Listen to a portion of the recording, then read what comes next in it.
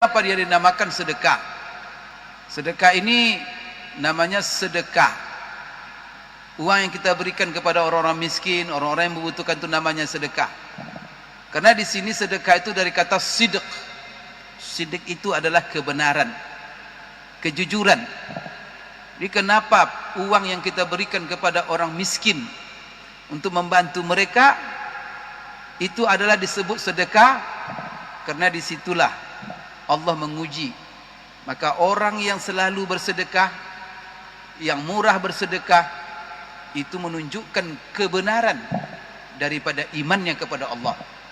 Karena orang tidak akan bersedekah kecuali mengharapkan pahala dari Allah Subhanahu wa taala dalam rangka beribadah dan mendekatkan diri kepada Allah Subhanahu wa taala.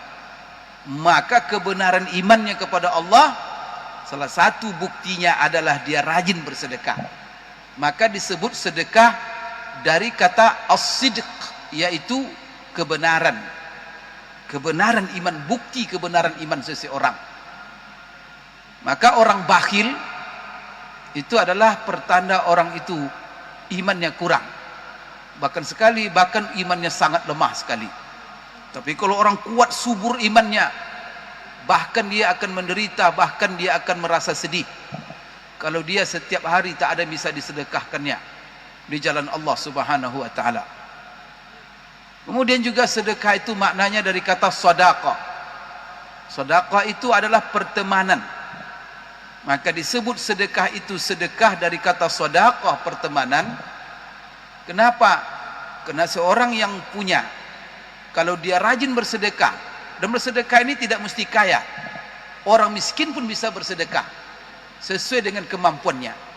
Maka apabila seseorang rajin dia memberi kepada sesama, maka apa yang muncul daripada saling memberi itu, dan bahkan pemberian itu dengan ikhlas tanpa mengharap balasan sama sekali, karena dia mengharap pahala dari Allah, maka keikhlasan dalam pemberian ini akan memunculkan pertemanan, persahabatan, dan hubungan kasih sayang. Maka itulah sebabnya kalau kita ingin membangun hubungan kasih sayang dengan orang-orang miskin, dengan orang-orang yang membutuhkan, maka apa yang harus kita lakukan? Tidak cukup senyum saja dengan mereka, tetapi rajin-rajinlah memberi kepada mereka.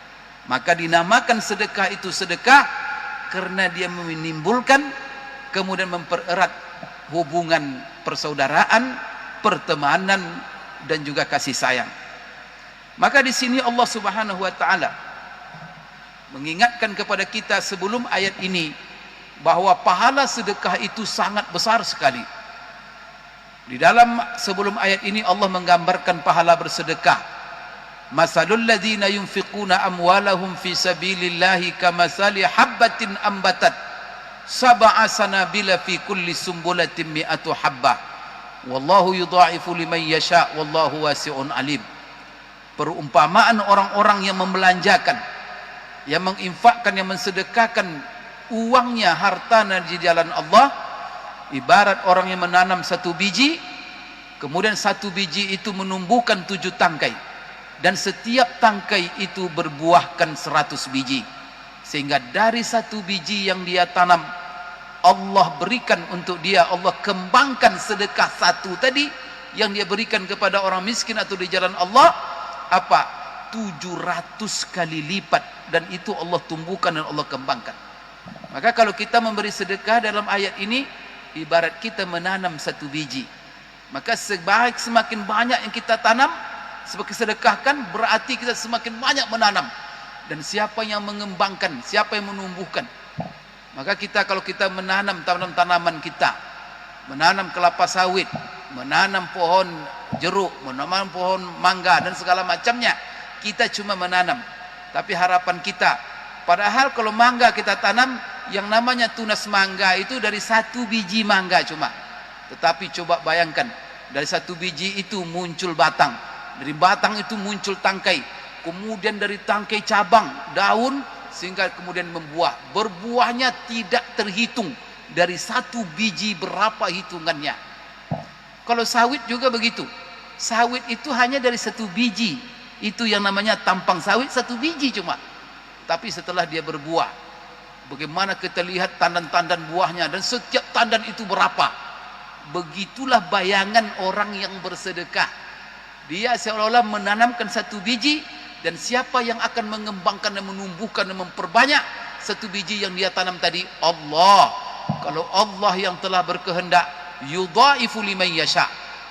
Bapak Ibu sekalian, namun di sini Allah mengingatkan kepada kita, karena sedekah ini berat, uang yang keluar dan pahalanya besar sekali. Cuman di sini ada aturan.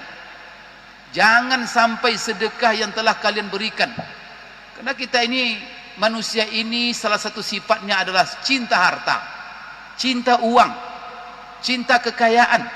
Maka kalau mengeluarkan kekayaan dan tidak ada imbalan, itu susah sekali.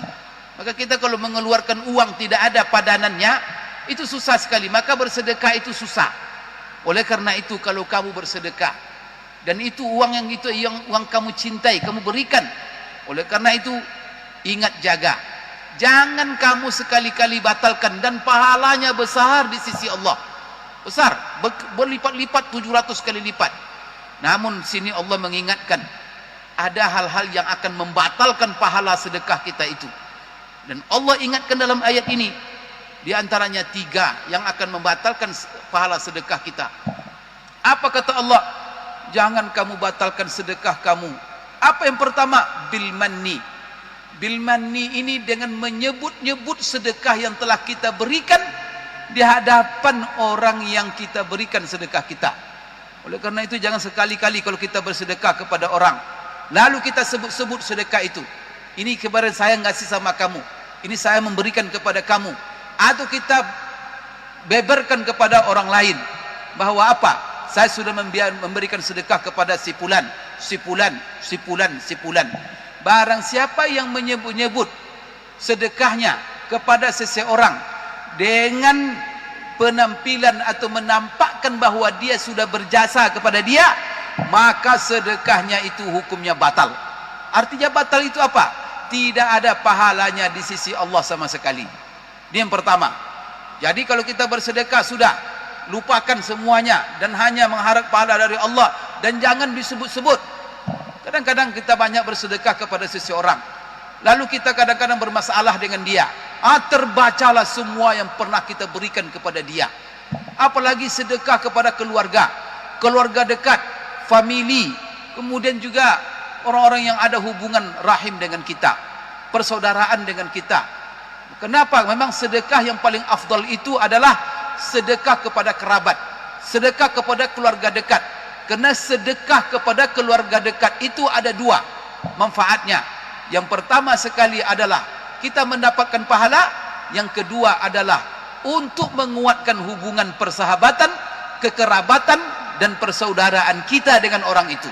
Maka kalau kita punya saudara, punya famili, rajin kita bersedekah kepada dia, maka pertama pahala sedekah akan kita dapatkan.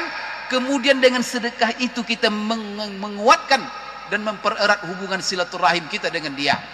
Oleh karena itu, pahalanya di sisi Allah sangat banyak sekali, besar sekali. Maka Allah katakan di sini jangan dibatalkan. Maka dibatalkan dari 2 sisi.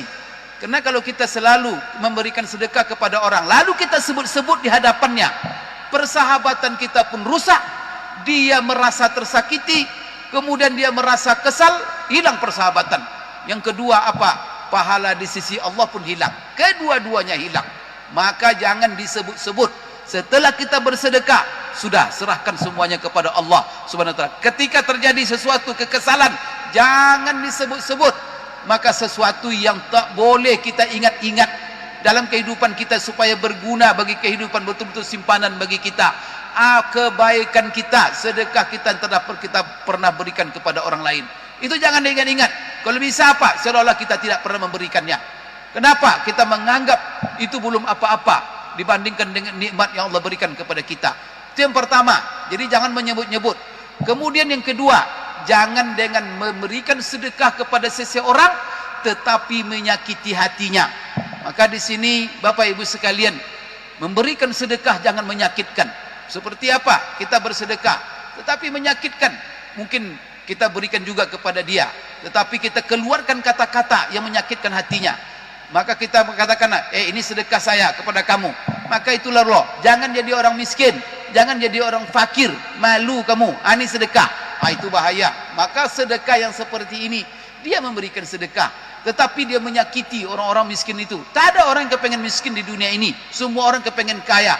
Tetapi banyak orang yang berusaha tapi tak juga kaya-kaya. Kenapa? Karena Allah ialah telah menyukat, mentakdirkan dan mengukur rezeki kita masing-masing. Oleh karena itu Allah marah kepada orang yang memberi kepada orang lain, tetapi pemberiannya itu sangat menyakitkan kepada hati. Orang seperti ini tak berguna. Hubungannya dengan orang itu akan renggang dan akan membuat orang sakit dan kesal. Yang kedua, di sisi Allah tak akan berpahala dia. Kemudian yang ketiga, apa yang membatalkan sedekah kita? Di sini Allah katakan, kalladzi yunfiqu malahu ria'an nas, sama seperti orang yang memelanjakan hartanya karena ria kepada manusia. Berarti 3 penyakit Bapak Ibu sekalian yang akan menghancurkan sedekah kita. Maka hati-hati. Capek kita bersedekah, uang kita sudah keluar tetapi tidak ada nilainya. Dalam hubungan kita dengan manusia tidak mempererat, kemudian di sisi Allah juga tidak menambah pahala kita sedikit pun, malah kadang-kadang dosa yang kita dapatkan. Kenapa? Karena kita tidak menjaga sedekah kita. Maka pantang sedekah dalam ayat ini 3. Pertama, jangan kita sebut-sebut sedekah kita. Yang kedua, ketika kita memberikan sedekah kepada orang lain, jangan sekali-kali menyakitinya. Menyakitinya dalam bentuk kata-kata atau menyakitinya dalam bentuk sikap. Salah satunya adalah ada orang membagi-bagi sedekah, tapi orang-orang miskin itu disuruh antri, yang kadang-kadang panas-panasan sampai pingsan. Sedekah seperti ini tidak ada artinya.